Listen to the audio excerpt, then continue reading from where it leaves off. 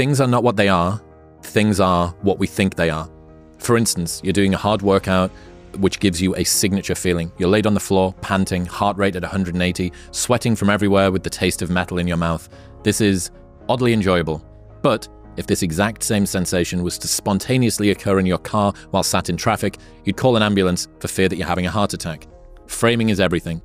Rory Sutherland says, sometimes you just want to stand in the corner and stare out of the window. The problem is, when you're not smoking and staring out of the window, you're an antisocial, friendless idiot. If you stand and stare out of the window with a cigarette, you're a fucking philosopher.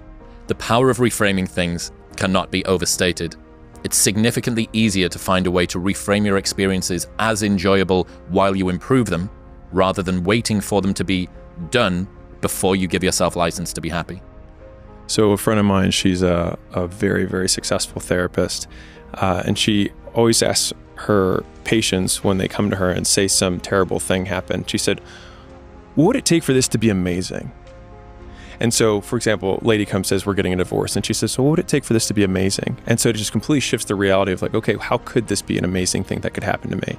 And this is relevant for me, shifting gears, because we just had a big tryout inside of our company for a presentation slot that we have an event. So we had a bunch of the leaders in the company. It was like the fucking Hunger Games. Yeah, we put a cash prize out. Fight to the death, pitchforks. We did. No, we put a big cash prize out there. Oh yeah, I totally did that. I told them, I was like, I'll have no expression. Just in a toga. Yeah, exactly.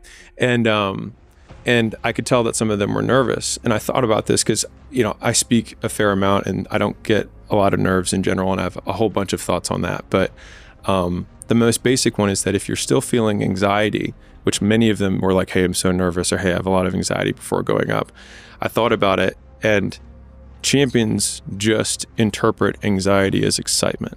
And if you're excited to go up, then you're like, I'm amped, versus I'm stressed. But it feels the same. The way you frame it totally changes how you feel when you're stepping on stage.